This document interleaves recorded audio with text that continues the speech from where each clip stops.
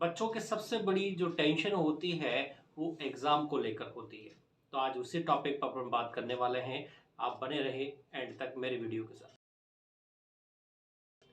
तो बात कर लेते हैं एग्ज़ाम हॉल में जाने से पहले ऐसे कौन से संकल्प रचें, ऐसी कौन सी तैयारी करें जिससे हमारा एग्ज़ाम बहुत ही अच्छा हो जाए। तो एग्ज़ाम हॉल से जाने से पहले आपको ये याद रखना है कि मुझे अगर मेरा कल पेपर है तो मुझे उसकी तैयारी पहले से 1 दिन पहले ही पूर्ण रूप से क्या कर देनी है, फिनिश कर देनी है। अगर आप 1 दिन पहले अगर तैयारी को फिनिश कर देते हो, 1 दिन पहले ही अगर आप उसका रिवीजन करके कंप्लीट कर देते हो, तो अगले दिन आपको स्ट्रेस नहीं होगा। बहुत से बच्चों की ये कंप्लेंट रहती है कि सर हम एंड तक पढ़ते रहते हैं, बहुत ज़्यादा स्ट्रेस फील करते हैं और एग्ज़ाम हॉल में जैसे ही जाते हैं सब कुछ भूल जाते हैं। 1-2 क्वेश्चन अगर हमारे लेवल के नहीं आए, थोड़े से हाई लेवल के आ गए, तो फिर वहीं हम ईजी क्वेश्चन को भी भूल जाते हैं और ये बहुत सारे बच्चों का प्रॉब्लम है। याद सब कुछ होता है, आता सब कुछ है, पढ़ाई सबने की है, लेकिन उसके बाद भी एग्ज़ाम हॉल में जाते ही पसीना चलने लगता है, हाथ पैर काँपने लगते हैं और ऑटोमेटिक ये सारी चीज़ें हम भूल जाते हैं। और जैसे ही एग्ज़ाम देकर बाहर निकलते हैं, फिर आगे कहते हैं अरे यार ये क्वेश्चन तो मुझे आता था, मैं जानबूझ के गलत करके आया। तो बच्चों को आज क्या करना चाहिए, सबसे पहले आप पढ़ाई पर पहले जब आप पढ़ते हो तो आपको किस तरह से पढ़ना चाहिए, पहले वो चीज़ याद रखो। अगर आप पढ़ते हो तो सबसे पहले आपको ये ध्यान रखना है कि पढ़ते समय मुझे, अगर मैं बुक्स से पढ़ रहा हूँ, नोट्स से पढ़ रहा हूँ, तो मुझे ये ध्यान रखना है कि कहीं ना कहीं मुझे पेन और एक कॉपी साथ में लेकर बैठना है। अगर आपके पास पेन कॉपी ना हो तो सबसे बढ़िया है हाइलाइटर लेकर साथ में बैठो। जिस नोट्स से, जिस बुक्स से आप पढ़ रहे हो उसमें आप अंडरलाइन लगाते हुए चलो। जो जो आपके इम्पोर्टेंट है, जो जो क्वेश्चन आने वाले हैं, उसका आपको पहले से आपका माइंड बता देता है कि भाई ये क्वेश्चन इम्पोर्टेंट हो सकता है या फिर ये टॉपिक इम्पोर्टेंट हो सकता है। तो कहीं ना कहीं उन चीज़ों को आपको क्या करना पड़ेगा, पहले से ही सोचना पड़ेगा कि मुझे कौन कौन सी क्वेश्चन एग्जाम में आ सकते हैं। तो मैं बस इतना सा कहूँगा, अगर आपके पास नोट्स भी है, आपके पास बुक्स भी है, तो सबसे पहले अपन उन बुक्स में भी अपने पर्सनल नोट्स बनाने की कोशिश करें। और पर्सनल नोट्स कब कैसे बन सकते हैं, अंडरलाइन लगाते हुए चलो। जो जो लाइनें आपको इम्पोर्टेंट लगती है, जो जो आपको अच्छी लगती है, उनको अंडरलाइन लगाते चले। तो आप देखेंगे कि जब आपकी बुक्स पूरी होने लगेगी या फिर आपके नोट्स आपके पूरे होने लगेंगे, तो उनमें आपके अलग से नोट्स बनकर तैयार हो जाएंगे। यानी जो आपने अंडरलाइन लगाई हुई होगी वो नोट्स ही आपके। फिर सेकंड राउंड में आपको क्या करना है कि सिर्फ आपको उन्हीं को पढ़कर जाना है जिनके नीचे आपने अंडरलाइन लगाई थी या जिनको आपने हाईलाइट किया था। इसके अलावा और किसी को भी नहीं पढ़कर जाना है। क्यों नहीं पढ़कर जाना है, क्योंकि बुक्स बनाने वाले ने वो मटेरियल आपके एक्स्ट्रा डाला है ताकि आप उन टॉपिकों को, उन पर्टिकुलर डायग्राम्स को आप समझ सको। तो आपके समझने के लिए डाला है। जब आपने पढ़ लिया तो समझ तो आपको आ ही गया, तो फिर आपके एग्जाम में वो टॉपिक काम आने वाले हैं जिन्हों के नीचे आपने अंडरलाइन लगाई है। तो सेकंड राउंड में पूरी बुक्स पढ़ने की कभी भी आवश्यकता नहीं होती है। फर्स्ट राउंड में आप पूरी बुक्स पढ़ो, लेकिन सेकंड राउंड में कभी भी पूरी बुक्स पढ़ने की आवश्यकता नहीं होती है। जल्दी जल्दी जल्दी आप उनको रिकॉल करते रहो कि इस पेपर में ये, इस पेपर में ये, इस पेज में ये, इस पेज में ये। और आप मानोगे नहीं कि जो बुक्स आपने फर्स्ट राउंड में कम से भी कम 3-4 महीने में ख़त्म की थी, अब वो बुक्स आपकी सिर्फ 15 दिन में, 10 दिन में ही ख़त्म हो जाएगी। अगर आप सेकंड राउंड में इस तरीके से पढ़ोगे तो ओनली 15 दिन या 10 दिन में आपका रिवीजन हो जाएगा। अगर कोई बच्चा स्मार्ट होगा, थोड़ा सा और ज़्यादा स्मार्ट वर्क करता होगा, तो 1 दिन में भी वो पूरे बुक्स को वापस रिकॉल कर सकता है। अब मेन चीज़ आपको सेकंड राउंड में जो आप भूल भी चुके हो। फर्स्ट राउंड जैसे ही आप पढ़ते हो तो फर्स्ट राउंड में आपको सिर्फ और सिर्फ लगभग ओनली 30% याद रहता है, 30 का भी कम। फर्स्ट राउंड में सिर्फ 30% बातें ही अपने को जो अपने बुक्स में पढ़ी थी वो याद रहती है। जब आप सेकंड राउंड लोगे किसी भी बुक्स का, तब आपको लगभग 60% याद हो जाता है, यानी 60% उस बुक्स का आपको लगभग पता होता है कि हाँ इस बुक्स में ये चीजें हैं, इस बुक्स में ये चीजें मैंने पढ़ी है। तो लगभग 60% हिस्सा उस बुक्स का आपको याद रहता है। लेकिन अगर आप थोड़ा सा और एफर्ट करते हो और उस बुक्स को एक बार एग्जाम के जस्ट पहले 2 दिन पहले अगर आप उस बुक्स को पढ़ के जाते हो, 1 दिन पहले उस बुक्स का तीसरा राउंड लगा के जाते हो, तो लगभग 70 से 80% आपको उस बुक्स का याद रहेगा। 100% नहीं रहेगा, क्योंकि 100% हो ही नहीं सकता, क्योंकि ह्यूमन माइंड इतना शार्प नहीं है कि वो डिट्टो किसी चीज को एक्यूरेट पूरी बुक्स को याद करके बोल सके। क्योंकि आज दुनिया में इतना ह्यूमन माइंड किसी का भी डेवलप नहीं है। महान वैज्ञानिक हुआ था न्यूटन, उसका भी इतना एक्यूरेट माइंड नहीं था। तो एक्यूरेट 100% कोई है ही नहीं इस दुनिया में। 100% शब्द कोई है ही नहीं। आप कहें कि 100% कोई चीज होती है, तो इस दुनिया में प्योर 100% नहीं है कोई।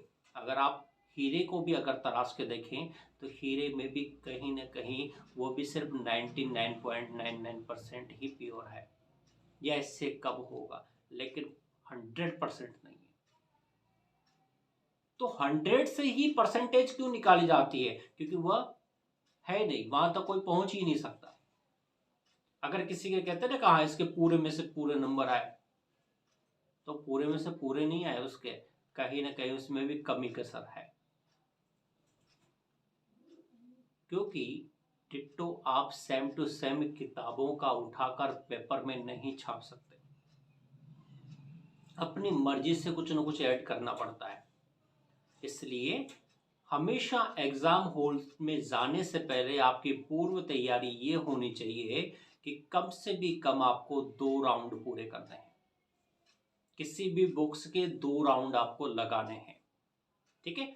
तो पहले बार तो आपको पूरी बुक्स पढ़नी है और उसमें साथ में अंडरलाइन या हाइलाइटर लेकर बैठना है और उसको अंडरलाइन और हाईलाइट करते हुए चलना है।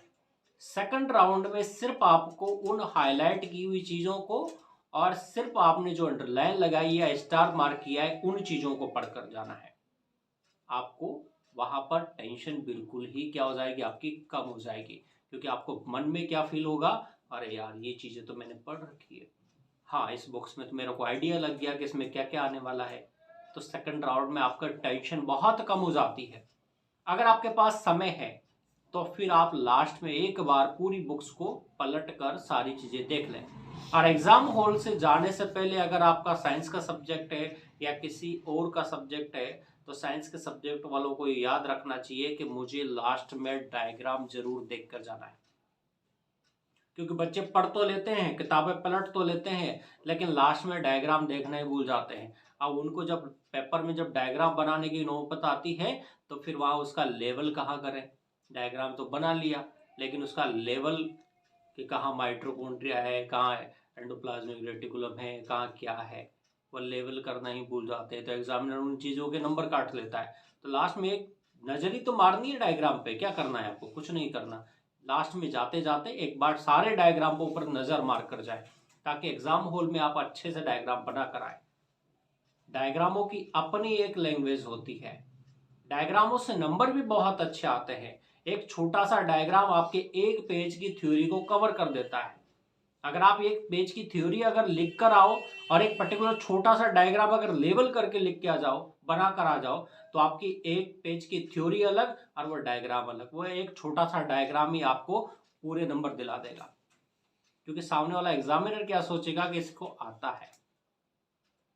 थ्योरी कोई नहीं पढ़ना चाहता। एग्जामिनर जब चेक करता है आपकी कॉपी, तो आपकी पूरी पूरी थ्योरी कभी नहीं पढ़ता। कॉपियाँ हमारे पास भी आती है, हम भी चेक करते हैं, तो कभी भी पूरी थ्योरी नहीं पढ़ी जाती। जो जो मेन जो उसमें लाइनें होती है उन्हीं को पढ़ा जाता है और उसी से आइडिया लगा दिया जाता है कि भाई इसमें ये लिखा हुआ है और सामने वाले ने क्या लिखा है।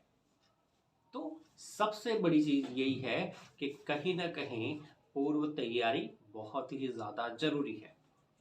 अब पूर्व तैयारी की तो बात हो गई, लेकिन अब आगे मुझे एग्जाम हॉल में बैठकर क्या करना है।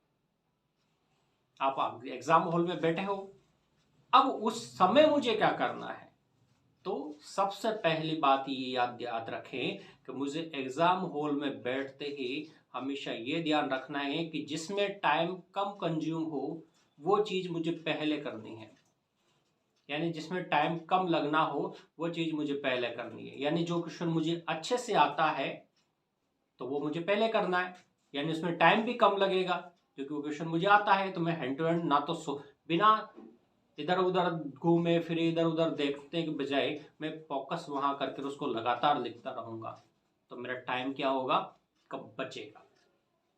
अब मैंने जो चीजें पहले कर ली, जो मुझे आता था वो मैंने पहले किया, करने के बाद में मेरी टेंशन क्या हो गई, कम हो गई कि हाँ यार इतने नंबर तो मेरे आ जाएंगे। बाद में उन क्वेश्चनों को उठाओ जो क्वेश्चन आपको थोड़े से टफ लगते हैं।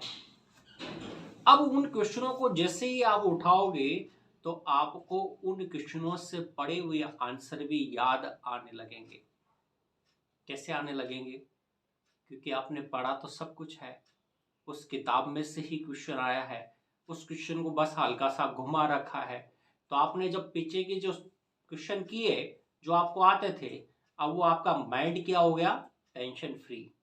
जैसे टेंशन फ्री हुआ तो ऑटोमेटिकली जो पुराने जो रिकॉल जो क्वेश्चन आपने पढ़े होंगे, जो टफ क्वेश्चन भी है, वो भी धीरे धीरे आपको याद आने लगेंगे।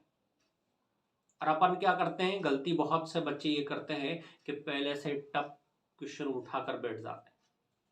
अब टेंशन के मारे 2-3 मिनट तो इधर उधर ही देखते रहते हैं, अरे कोई बता दे, अरे इसका आंसर क्या होगा। तो सारा माइंड कहाँ गया, दूसरे व्यक्ति की तरफ, अरे यार वो बता दे। और अपन इशारा कर देते हैं, यार ले बताने यार, ले आगे वाले से पूछ देखें क्या आंसर है। तब तक क्या कर देता है, टीचर डांट देता है, भैया बातें मत करो। तो कहीं ना कहीं मुझे फोकस किस पे करना था, जो मुझे आते हैं। और जैसे ही अगर मैं उनको करने लगता तो मेरा कॉन्फिडेंस बढ़ जाता है। मेरे कॉन्फिडेंस जैसे ही मेरा बढ़ता तो टेंशन मेरी क्या हो जाती, कम हो जाती। और टेंशन जैसे ही मेरी कम होती तो ऑटोमेटिकली मुझे जो क्वेश्चन नहीं भी आ रहे थे वो भी ऑटोमेटिकली मुझे याद आने लगते। तो कहीं ना कहीं एग्जाम हॉल में बैठने से पहले अगर आपका कंपटीशन वाला पोर्शन है तो कंपटीशन वाले पोर्शन में भी यही ध्यान रखें कि जो क्वेश्चन मुझे आते हैं मुझे पहले करने हैं, और जो क्वेश्चन मुझे थोड़ा सा टफ लगते हैं या फिर मुझे थोड़ा बहुत उनके बारे में पता है तो फिर उनके ऊपर स्टार मार्क करते हुए चले, या कुछ ऐसा निशान बना दे जिससे आपको पता रहे कि हाँ इस क्वेश्चन को मुझे सेकंड राउंड में लेना है। तो हमेशा एग्जाम हॉल में बैठो तो हमेशा 2 राउंड जरूर लो, किसी भी पेपर के 2 राउंड जरूर लेने हैं। स्टार्टिंग से फर्स्ट क्वेश्चन से आपने देखते हुए स्टार्ट किया, लास्ट तक पहुंचो और जो क्वेश्चन आपको आते हैं उनको करो, और सेकंड राउंड उन क्वेश्चनों का रखो जिनके आपने स्टार मार्क लगाए हुए हैं कि हाँ ये क्वेश्चन मैं सेकंड राउंड में लूंगा, इसका आंसर मुझे पता है लेकिन हल्का मेरे को डाउट है। तो उन क्वेश्चनों को आप सेकंड राउंड में लो और सेकंड राउंड में उन क्वेश्चनों को वापस से देखते हुए आ जाओ। तो आपको मान के चलना, अगर आपने 10 क्वेश्चन भी आपके डाउटफुल है उनमें से, तो सेकंड राउंड में उनमें से सिर्फ 2 या 3 क्वेश्चन ही आपके डाउटफुल बचेंगे, बाकी के क्वेश्चन आपको आ जाएंगे। और अगर सेकंड राउंड में भी अगर आपको उनका आंसर नहीं आता है तो फिर उन क्वेश्चनों को आपको छेड़ने की आवश्यकता नहीं है, क्योंकि वह क्वेश्चन आपको कहीं ना कहीं नेगेटिव मार्किंग देकर ही जाएंगे। तो कहीं ना कहीं जहां पर नेगेटिव मार्किंग वाला पोर्शन हो, हमेशा ये ध्यान रखो कि मुझे नेगेटिव मार्किंग पर ही फोकस करना है। मुझे उन क्वेश्चनों को बिल्कुल भी नहीं छेड़ना जिनमें मेरा नेगेटिव मार्क जाए। मुझे बस वही क्वेश्चन करके आने हैं जो मुझे कहीं ना कहीं नंबर दे के जाए, क्योंकि बच्चों को आता बहुत कुछ है, पढ़ते बहुत कुछ है, लेकिन दिक्कत कहाँ होती है, सिर्फ नेगेटिव मार्किंग में। बच्चों का अपने खुद के माइंड के ऊपर कंट्रोल नहीं होता, नहीं यार ये भी कर लेता हूँ, नहीं यार ये भी कर लेता हूँ, नहीं यार ये भी कर लेता हूँ। अब वो करने के चक्कर में क्या हो जाता है, टेंशन में बच्चा गिर जाता है, और वो टेंशन के मारे क्या कर लेता है, सारे क्वेश्चन करके आ जाता है, और वह करके आने के बाद में सारी नेगेटिव मार्किंग उसको ले डूबती है। इसलिए कहीं ना कहीं मुझे फोकस नेगेटिव मार्किंग पे करना है। अगर आपके बोर्ड के पेपर हैं तो आपको सारे ही क्वेश्चन करके आने हैं, क्योंकि बोर्ड के पेपरों में क्या है, नेगेटिव मार्किंग नहीं होती। एकेडमिक में कोई नेगेटिव मार्किंग नहीं है, तो वहां पर आपको जितना आता है, जो कुछ आता है, चाहे आपको नहीं आता है, लेकिन उससे संबंधित कुछ न कुछ आप लिख कर आओ, थोड़ा सा वहां पर आपको नंबर मिलने के चांस बढ़ जाते हैं। तो सभी को बेस्ट ऑफ लक, तैयारी करते रहें और हमेशा आगे बढ़ते रहें।